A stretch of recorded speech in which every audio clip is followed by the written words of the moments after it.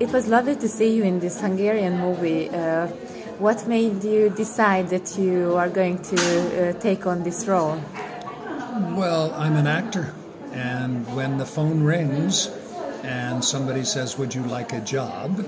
You know, if you're not working at the moment, you say, "Absolutely, I would like a job." The benefit of this job was they said, "Would you like to come to Hungary?" Which I have never been before, and I was thrilled to be asked to come here.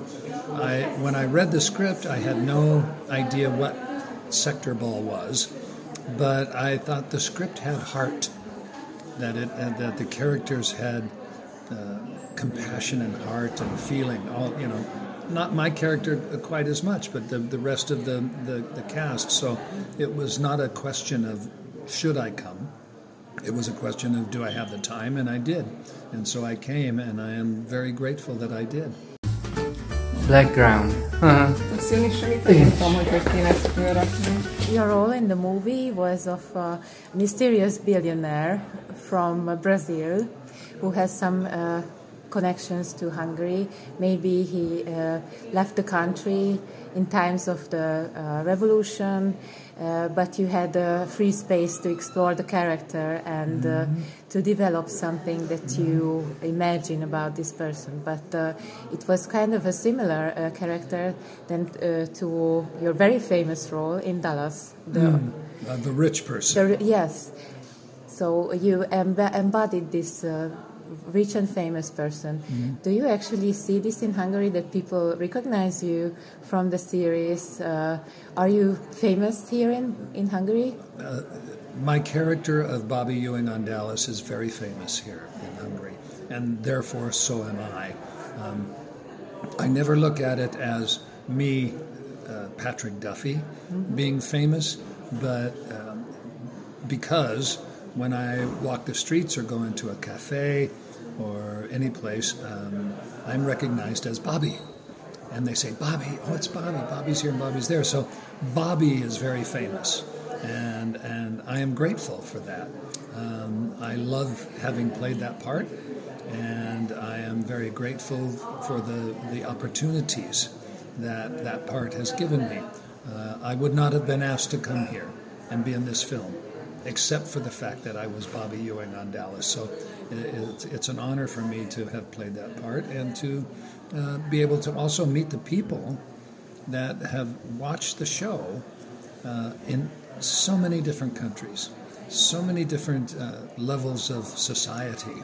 And for some reason, the show Dallas was popular on all those levels. It's sort of a mystery to me, but again, I wake up every morning with gratitude.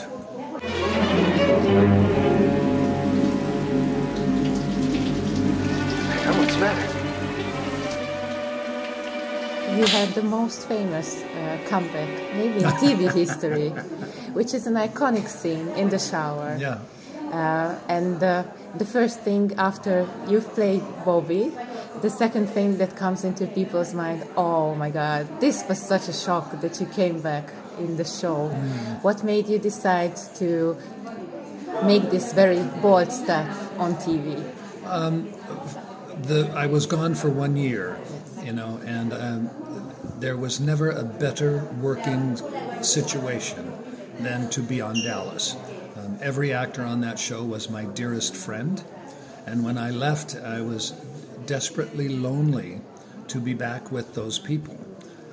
I did some work when I was gone, but nothing that compared to the day-to-day experience of working with my friends. So when asked to return to the show, it was a dilemma because Bobby was dead.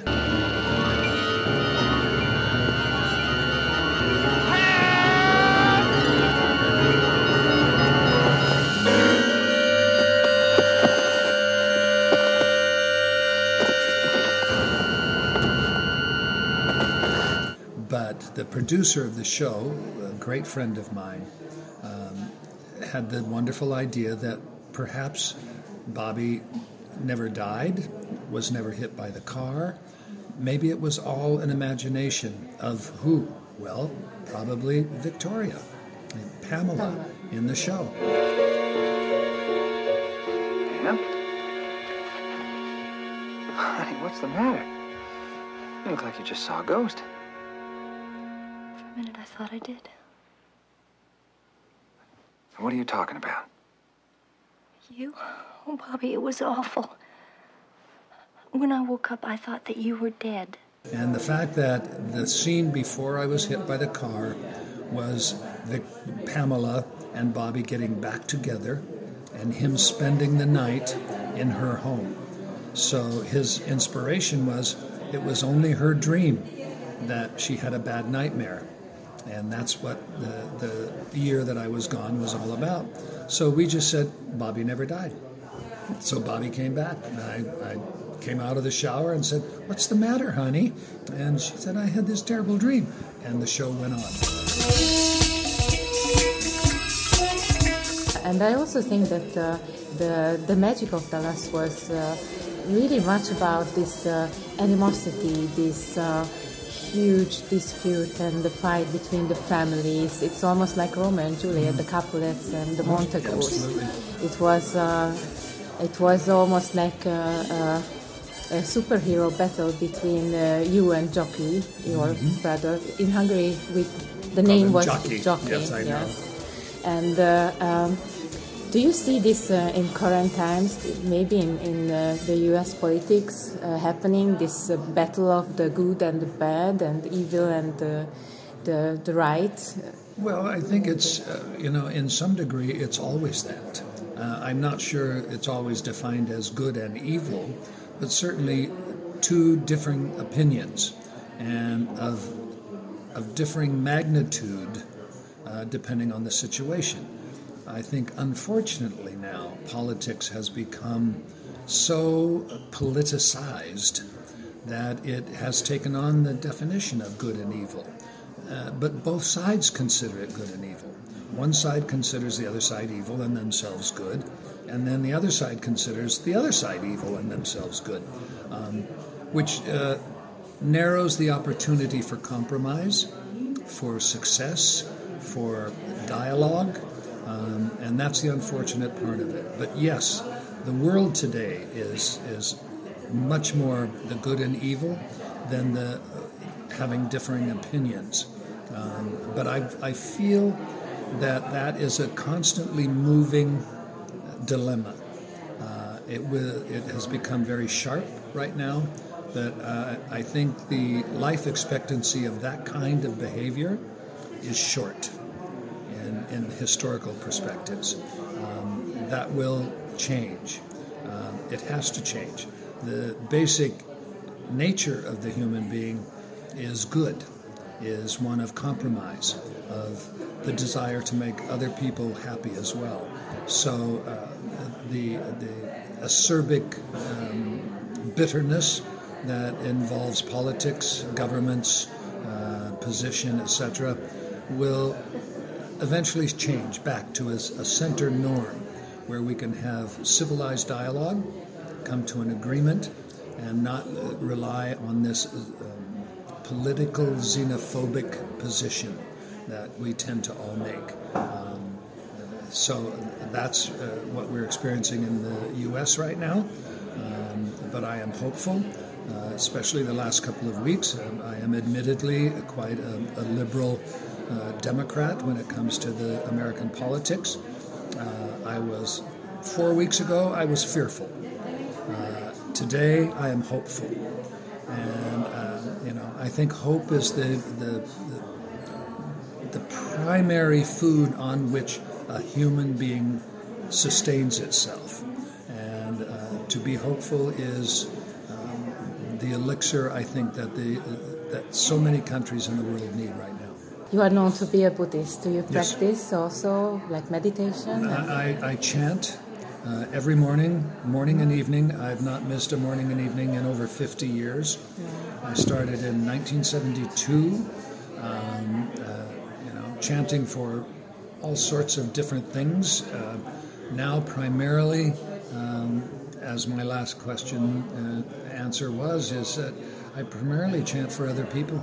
To be able to influence other people in a positive way, to be able to hopefully set some kind of example, not of perfection or any of that, but of of possibility, potential, and hope. So my Buddhist practice will continue to my last breath, and then beyond, according to Buddhist theology. And it's turned out to be the most enjoyable way to live my life. I think we all experience or feel it somehow that the world is in turbulent times, and we just can hope for the better, but we can also do for it. What do you do to make the world a little bit better place? Well, my opinion is you have to come to a place in your own life where you can acquiesce, where you can give compliance to a situation without feeling you're giving up something of your own. The world situation is no different than a personal situation, relationship like a marriage or a love relationship. Of the success of a one-to-one relationship is that you want the other person to be as happy as yourself, and that requires compromise. But you can only compromise in a loving situation if you're not keeping score as to who gave up what. And, oh, I did that for you, now you owe me one of those for me. That's not a loving relationship. What do you feel when you listen to the news or watch the newscast and then you suddenly hear something like really bad, like for example Trump said that the migrants are eating the cats and the dogs of the people of Springfield? Do you smile? Do you get angry? No, it's mildly frustrating. At times now, especially you bring up that example, that is a panicked response to a situation. It has no substance relevant to the situation. In other words, it is not a political problem that requires a political solution. It is intense. The intent of it is to stir up a greater span between 2 points of view, and to eliminate civilized conversation. So when I hear something like that, and then I hear it being promoted, from one side of the political spectrum in the United States, I realize that it's a panicked response to the change that they see. That quite honestly, from my perspective, the other side who promotes that immigrant eating cats and dogs have nothing else to offer in a debate to substantiate their position other than what can we do to drive a deeper wedge between our constituents and the constituents of the opposition. My heart would desire, and I truly believe that in our country we need a two-party system.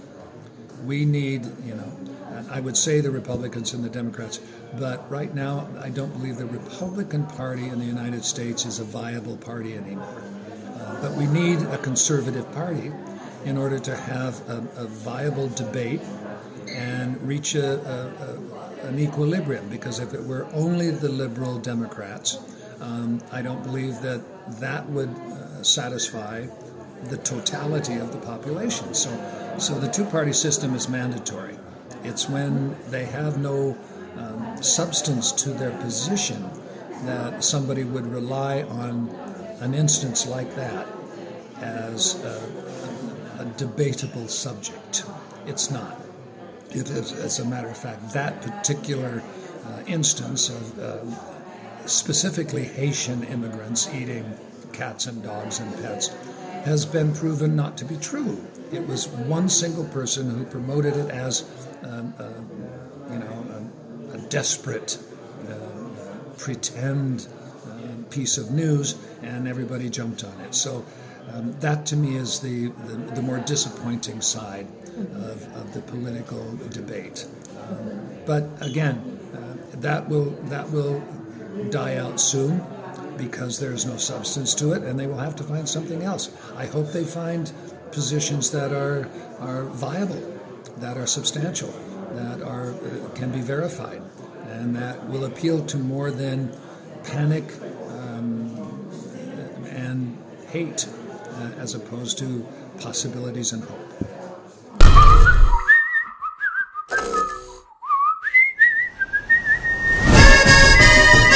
A pöcci focisták. Szánalmas senkiházi banda. Kár, hogy csodák nincsenek. De legalábbis sem velünk történik.